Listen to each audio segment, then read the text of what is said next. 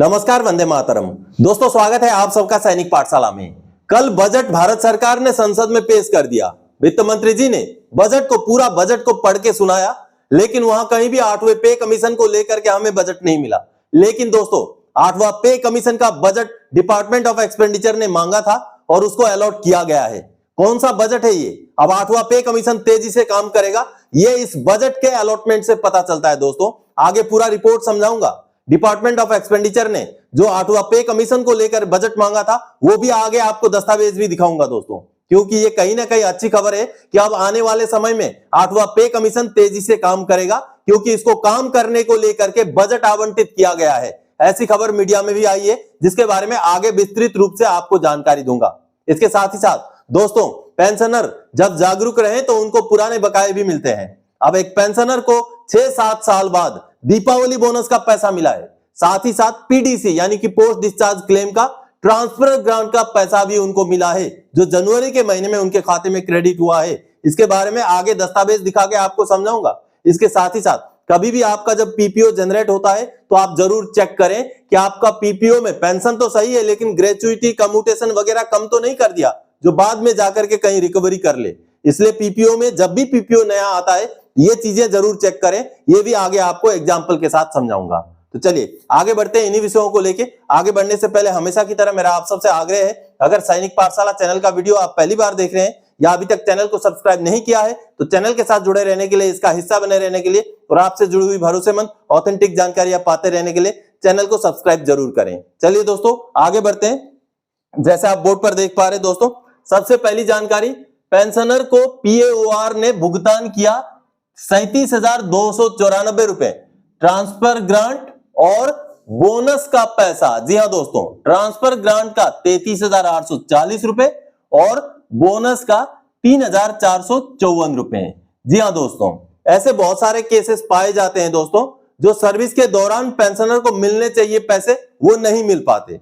तो ऐसे में अगर सही जानकारी रखें, सटीक कार्रवाई करें, तो सालों बाद भी वो पैसे मिल जाते हैं। तो ऐसा ही एक वाकया है जो आगे मैं आपको लेटर्स दिखा करके समझाना चाहूंगा। चलिए लेटर्स देखते हैं। दोस्तों, ये सामने जो आप लेटर देख पा रहे हैं, पीएओआर आरटी लेखानगर का लेटर है, 12 जनवरी 2026 का लेटर है और पेंशनर को एड्रेस किया गया है। और पेंशनर को पीएओआर ने ट्रांसफर ग्रांट के साथ साथ दीपावली बोनस का भी भुगतान करने का जो है ये इंटीमेशन दिया है।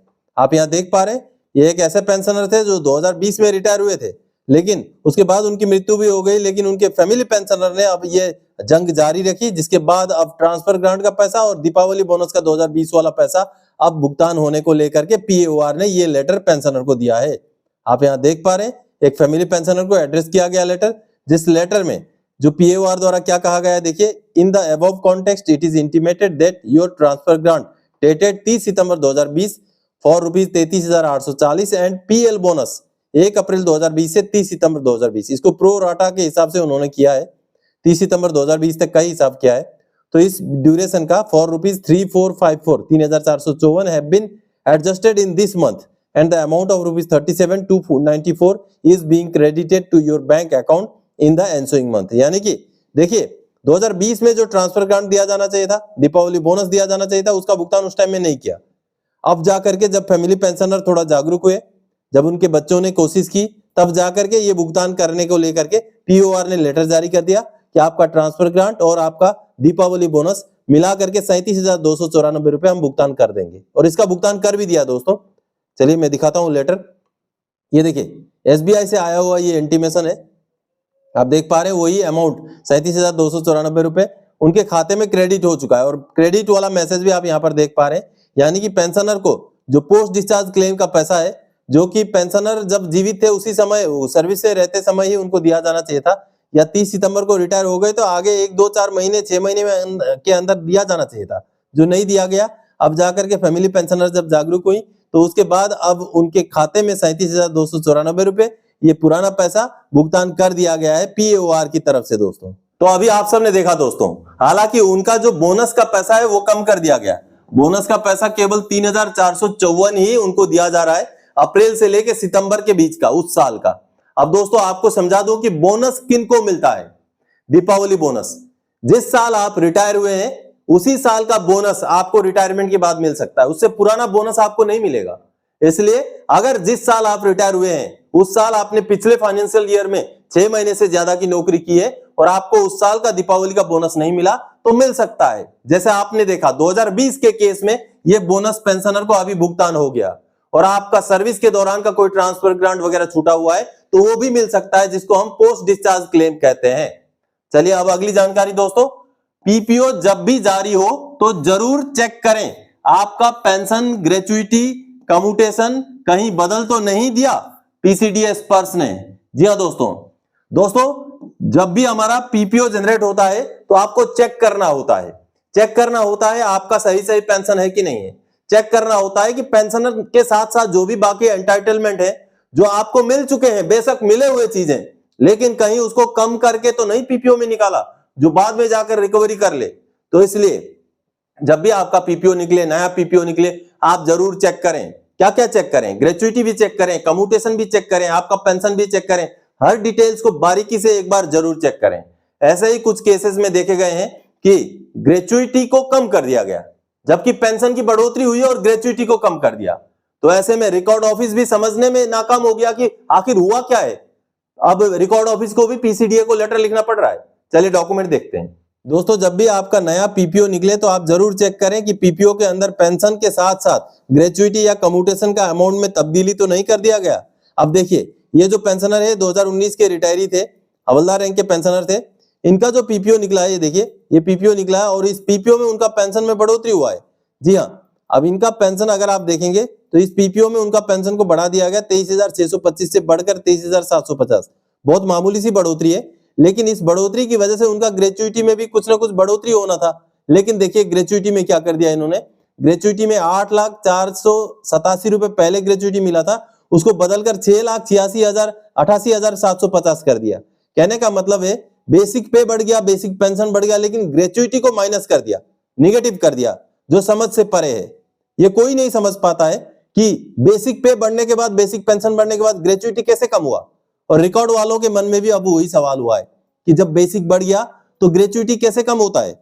अब रिकॉर्ड ऑफिस ने इसको लेकर लेटर निकाला। ये देखिए रिकॉर्ड ऑफिस ने पीसीडीएस पर्स को ये लेटर निकाला है और यहां पर रिकॉर्ड ऑफिस ने यही बात हूबहू यही बात कही है कि उनका बेसिक पे जब बढ़ करके 41,600 से 42,300 कर दिया गया और उसी हिसाब से उनका पेंशन में भी बढ़ोतरी हो गया, तो जो ग्रेचुइटी का अमाउंट है वो 8,04,87 से कम कैसे हो गया। यहाँ पर देखिए 8,04,87 से बढ़ करके 8,12,363 होना चाहिए था, लेकिन उसको कम करके 6,88,750 कर दिया, which is not understood। Record office के भी समझ में नहीं आ रहा है कि पीसीडीए ऐसा क्यों कर रहा है। तो आप देखिए, इसलिए दोस्तों कभी भी आपका पीपीओ जनरेट होता है तो वहां पर ग्रेचुइटी का अमाउंट, कम्यूटेशन का अमाउंट वगैरह भी जरूर देखिएगा, क्योंकि इस तरीके के भी वाकये सामने आए हैं जिसमें पेंशन की बढ़ोतरी कर दी लेकिन ग्रेचुइटी का अमाउंट को कम कर दिया, और जिसको लेकर के अब रिकॉर्ड ऑफिस को लेटर लिखना पड़ रहा है पीसीडीए के नाम का। आप भी जरूर चेक करें जब भी पीपीओ जनरेट होता है। चलिए अब आगे बढ़ते हैं अगली जानकारी की ओर। बजट 2026-27 में भारत सरकार ने 8वें वेतन आयोग के लिए ग्रांट किए हैं ये पैसे। देखें कहां होना है खर्चा। जी हां दोस्तों, कल पूरा बजट में हमने भी खंगाल लिया, लेकिन 8वें पे कमीशन को लेकर के कोई भी ग्रांट, कोई भी अलॉटमेंट नहीं मिला।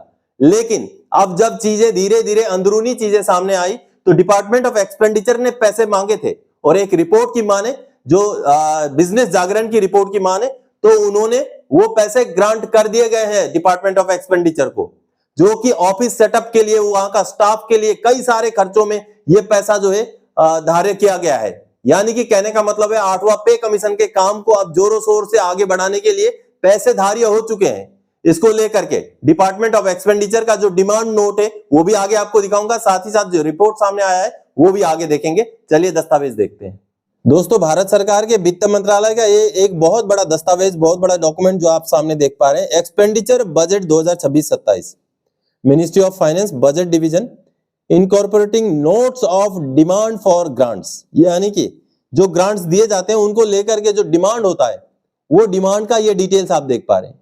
यहां पर आपको मैं 8वें पे कमीशन से जुड़ा हुआ डिपार्टमेंट ऑफ एक्सपेंडिचर ने क्या डिमांड रखा था यह आगे समझाऊंगा, क्योंकि खबर जो निकली है दोस्तों कि अब डिपार्टमेंट ऑफ एक्सपेंडिचर के लिए 8वें पे कमीशन से जुड़े हुए कुछ खर्चों के लिए पैसे आवंटित कर दिए गए हैं। चलिए इसमें डिमांड नंबर 31 है जिसको हमें समझना पड़ेगा। डिमांड नंबर 31 में ही डिपार्टमेंट ऑफ एक्सपेंडिचर ने पे कमीशन को लेकर के कुछ ग्रांट्स के जो है मांग की थी, कुछ बजट की मांग की थी, जिसको अलॉट कर दिया गया है, जिसको जो है धार्य कर दिया गया है। दोस्तों डिपार्टमेंट ऑफ एक्सपेंडिचर का डिमांड नंबर 31, ये जो आप देख पा रहे हैं डिपार्टमेंट ऑफ एक्सपेंडिचर का, यहां पर 8वें पे कमीशन के लिए जो डिमांड रखी गई थी, इसका मैं थोड़ा सा आपको जूम करके दिखा देता हूं। ये देखिए, ये अगर आप देखेंगे establishment expenditure of the centre, यहां पर कई सारे एस्टैब्लिशमेंट के लिए पैसे मांगे गए थे, जहां पर 4 नंबर का आप देखेंगे तो 8 सेंट्रल पे कमीशन के लिए भी पैसे मांगे गए थे। अब इसका कितना अमाउंट मांगा गया था, ये आगे मैं आपको दिखाता हूं। 2026-27 का ये जो फाइनेंशियल ईयर है, ये वाला, ये देखिए बजट 2026-27, जिसमें रेवेन्यू कैपिटल, अब रेवेन्यू के हेड में कितना पैसा मांगा गया, ये देखिए 21.32 करोड़ रुपए, और कैपिटल हेड में मांगा गया 2.10 करोड़, यानी कि टोटल मिलाकर 23.42 करोड़ रुपए की मांग की गई थी।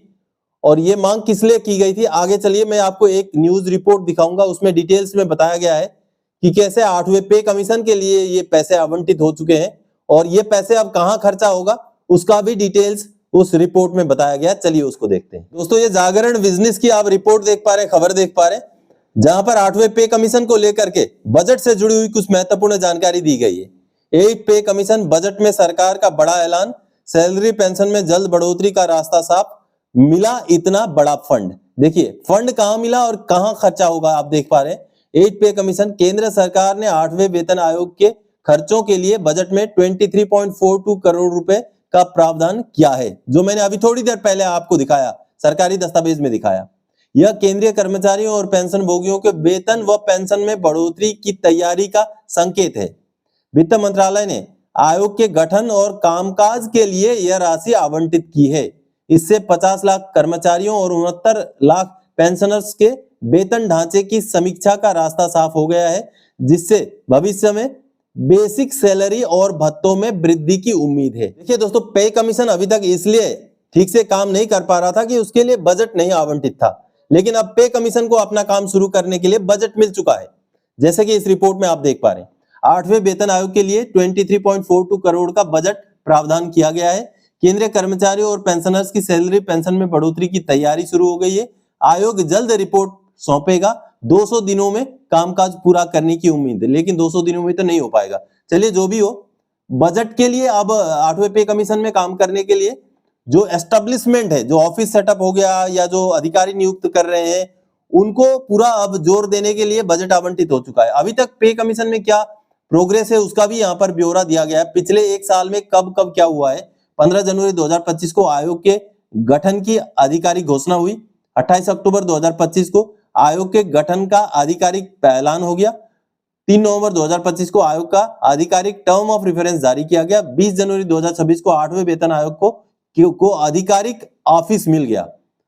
28 जनवरी 2026 को चीफ विजिलेंस अधिकारी की नियुक्ति हो गई और 1 फरवरी 2026 को आयोग के लिए 23.42 करोड़ रुपए आवंटित कर दिए गए। ये दोस्तों ये कोई पे बढ़ोतरी, पेंशन बढ़ोतरी का जो है अमाउंट नहीं है। ये अमाउंट केवल 8वें पे कमीशन का जो ऑफिस का खर्चा है उसको लेकर के ये जो है पैसा आवंटित किया गया है। आयोग को मिला कितना पैसा, कहां होगा खर्च, ये देखिए बजट 2026-27 में इसके लिए 23.42 करोड़ रुपए का प्रावधान किया गया है।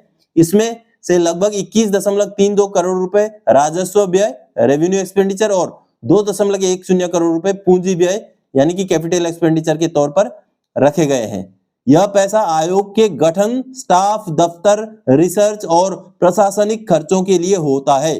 अभी यह वेतन बढ़ोतरी का पैसा नहीं है, बल्कि आयोग की काम शुरू करने की तैयारी का बजट है। तो कहीं ना कहीं 8वें पे कमीशन का तैयारी वाला बजट दिख रहा है दोस्तों ये तो आप सबने देखा दोस्तों, ये 8वां पे कमीशन का बजट नहीं है, लेकिन आप 8वां पे कमीशन को काम करने के लिए जो संसाधन चाहिए, जो सुविधाएं चाहिए, उनको लेकर के बजट है ये। तो कहने का मतलब है अब 8वां पे कमीशन अच्छी तरीके से, फुल फ्लेजेड तरीके से काम कर सकता है, क्योंकि अगर ये पैसे उनको धार्य कर दिए गए हैं तो कहने का मतलब है आने वाले समय में 8वां पे कमीशन अपना काम सुचारू रूप से कर सकता है, ताकि पे कमीशन का रिकमेंडेशन जल्दी से जल्दी सबमिट किया जा सके। तो दोस्तों आज के इस वीडियो में इन्हीं जानकारियों के साथ आया था। आगे और कोई जानकारी दायक आपसे सरोकार रखने वाला विषय लेकर मैं फिर से हाजिर हो जाऊंगा। तब तक के लिए जय हिंद दोस्तों।